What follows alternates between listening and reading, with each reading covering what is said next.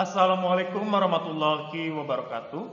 Sampurasun, semangat pagi anak-anak kelas 11. Hari ini, mata pelajaran PPKN kita akan mempelajari materi kehidupan bernegara dalam konteks Negara Kesatuan Republik Indonesia. Oleh karenanya, silakan untuk dipelajari video pembelajaran ini sampai dengan selesai. Anak-anak, minggu lalu kita sudah mempelajari materi tentang makna ya dari persatuan dan kesatuan bangsa. Hari ini kita akan mempelajari materi tentang bagaimana kehidupan bernegara dalam konteks NKRI. Adapun tujuan pembelajaran yang diharapkan pada materi ini, yang pertama adalah kalian dapat bersyukur kepada Tuhan Yang Maha Esa atas nilai-nilai persatuan dan kesatuan bangsa dalam konteks NKRI. Yang kedua, kalian dapat bersikap proaktif dalam menerapkan nilai-nilai persatuan dan kesatuan dalam NKRI. Dan yang ketiga, kalian dapat mengidentifikasikan faktor pendorong dan penghambat persatuan dan kesatuan bangsa dalam konteks NKRI. Anak-anak, sebagai pengantar di pasal 1 ayat 1 Undang-Undang Dasar Negara Republik Indonesia tahun 1945 menyatakan bahwa negara Indonesia adalah negara kesatuan yang berbentuk republik. Berdasarkan Undang-Undang Dasar Negara Republik Indonesia tahun 1945 bahwa Indonesia menganut sistem pembagian kekuasaan atau distribution of power.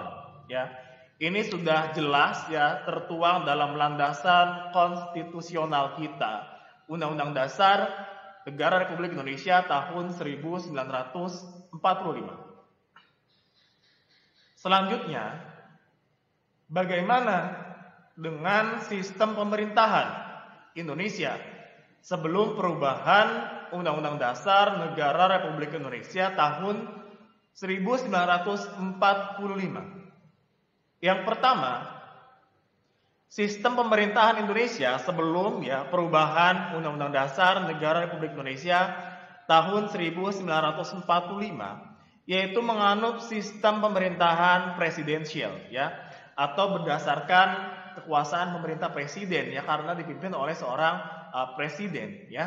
Yang kedua, karena sebelum perubahan Undang-Undang Dasar Indonesia itu menerapkan pada era Orde Baru pada saat itu dengan dijalankan oleh Presiden Soeharto. Cirinya adalah kekuasaan yang cenderung amat besar pada waktu itu terutama dalam lembaga kepresidenan absolut karena Presiden Soeharto pada waktu itu menjabat kurang lebih selama 32 tahun Nah, kemudian memasuki area reformasi setelah 1998, bangsa Indonesia itu mempunyai tekad bagaimana caranya untuk menciptakan sistem pemerintahan yang demokratis karena sebelumnya kekuasaan presiden itu sangat absolut atau mutlak tidak dapat diganti. Oleh karenanya disusunlah pemerintahan yang berdasarkan konstitusi yaitu dengan adanya pembatasan kekuasaan pada waktu itu Harapannya apa Harapannya dengan adanya pembatasan kekuasaan tersebut sistem pemerintahan itu dapat berjalan dengan baik karena presiden tidak bersifat otoriter lagi terus kemudian masyarakat mempunyai kesempatan untuk memilih pemimpinnya sehingga tidak secara aklamasi oleh perwakilan golongan-golongan tertentu Selanjutnya, ini adalah rangkaian dari amandemen pertama, kedua, ketiga, keempat. Pertama amandemen Undang-Undang Dasar Negara Republik Indonesia tahun 1945 itu dilaksanakan pada Oktober 1999 Amandemen kedua pada Agustus tahun 2000, amandemen ketiga pada November 2001 dan amandemen keempat pada Agustus tahun 2002. Selanjutnya, bagaimana dengan sistem pemerintahan Indonesia Sistem pemerintahan Indonesia setelah perubahan Undang-Undang Dasar Negara Republik Indonesia tahun 1945. Apa saja yang berubah ya dari masa sebelum amandemen dengan sesudah ya. Yang pertama, Indonesia merupakan negara kesatuan yang berbentuk republik. Ya, ini tidak berubah ya. Terus kemudian yang kedua adalah MPR terdiri atas DPR dan DPD yang dipilih melalui pemilihan umum ya. Tidak secara aklamasi pada saat waktu sebelum ya, dulu karena perwakilan saja sehingga masyarakat tidak bisa memilih ya. Terus kemudian presiden memegang kekuasaan pemerintahan ya, dibantu oleh wakil presiden tentunya ya, dan dipilih secara langsung oleh rakyat ataupun tidak perwakilan ya. Terus kemudian negara kesatuan Republik Indonesia itu dibagi atas daerah-daerah ya. Baik daerah provinsi maupun kabupaten kota ya. Dan setiap daerah provinsi atau kabupaten kota itu mempunyai pemerintahan daerah ya, dengan kebijakan-kebijakan pada daerah atau kotanya masing-masing ya, dan lain sebagainya. Nah, kemudian setelah itu kita perlu mengetahui juga bagaimana keunggulan NKRI ya. Keunggulan NKRI ini kita tahu bahwa Indonesia merupakan negara kepulauan ya, dengan julukan Nusantara ya.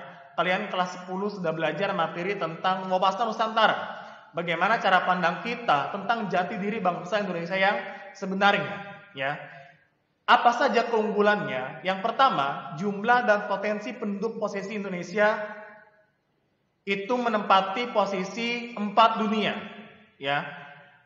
Setelah Republik Rakyat Cina, India, dan Amerika Serikat ya. Bahkan berdasarkan data ya dari kependudukan ya Badan Pusat Statistik pada tahun 2020, Indonesia sudah memiliki jumlah penduduk lebih dari 270 juta jiwa ya. Yang kedua, ada keanekaragaman yang melimpah ya, baik hayati maupun non hayati tentunya. Yang ketiga, mempunyai konsep wawasan Nusantara ya. Yang tadi sudah saya jelaskan, kalian sudah belajar pada kelas 10 bagaimana cara pandang kita tentang jati diri bangsa Indonesia yang sebenarnya. Yang keempat, memiliki tata krama dan keramah tamahan.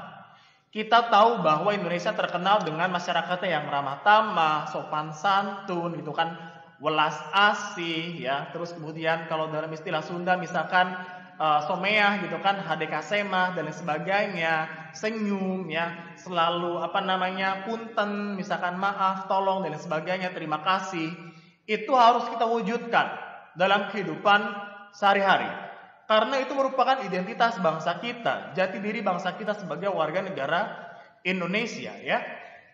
Kemudian yang selanjutnya, letak wilayah yang strategis ya, karena kita diapit oleh 2 benua, 2 samudra ya, dengan sistem iklim ya, terus kemudian banyak hal-hal lain yang membuat kita beraneka ragam ya. Selanjutnya ada keindahan alam beserta keajaiban dunia ya. Kita tahu bahwa flora fauna, terus kemudian keajaiban dunia misalkan seperti Borobudur ya, terus kemudian Pulau Komodo dan lain sebagainya, itu ada di Indonesia dan kita harus bersyukur atas hal itu ya. Selanjutnya ada tanah yang subur dan kekayaan sumber daya alam yang melimpah ya. Kita tahu bahwa Indonesia merupakan negara yang sangat kaya ya, sumber daya alamnya baik yang dapat diperbaharui maupun tidak dapat diperbaharui ya. Tambangnya, terus kemudian pertanian, misalkan ya perkebunan, ya persawahan, terus kemudian misalkan tembaga, ya minyak bumi, ya dan sebagainya, itu banyak di Indonesia. Karena Indonesia merupakan negara yang sangat luas, ya banyak sekali kekayaan-kekayaan alamnya, dan itu harus dimanfaatkan sebaik-baiknya untuk kemakmuran dan kesejahteraan rakyat Indonesia. Dan masih banyak lagi keunggulan-keunggulan lainnya yang ada di Indonesia.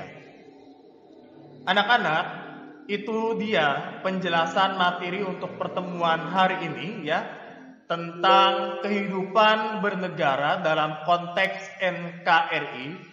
perlu kita sadari bersama bahwa kita sebagai masyarakat Indonesia, warga negara yang baik, kita harus turut andil ya dalam menjaga keutuhan NKRI, terutama mengingat banyaknya sejarah perjuangan bangsa ya, karena kemerdekaan kita tidak dengan mudah dicapai ya. Oleh karenanya hal-hal baik harus kita tunjukkan dan tentunya untuk dapat diimplementasikan dalam kehidupan sehari-hari. Itu dia penjelasan untuk hari ini. Terima kasih. Billahi taufik wal hidayah. Wassalamualaikum warahmatullahi wabarakatuh.